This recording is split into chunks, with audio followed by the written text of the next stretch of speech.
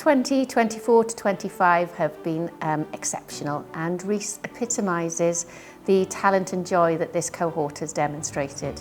Rhys lives and breathes English and is wise beyond his years. He's completed numerous summer schools, online courses, competitions, and has had a poem published in the Larkin Society magazine. In addition, it is Rhys's empathy, kindness and generosity which has been noted by all his English teachers at St David's. Rhys has given his time freely in promoting the department, encouraging others, and is an excellent communicator.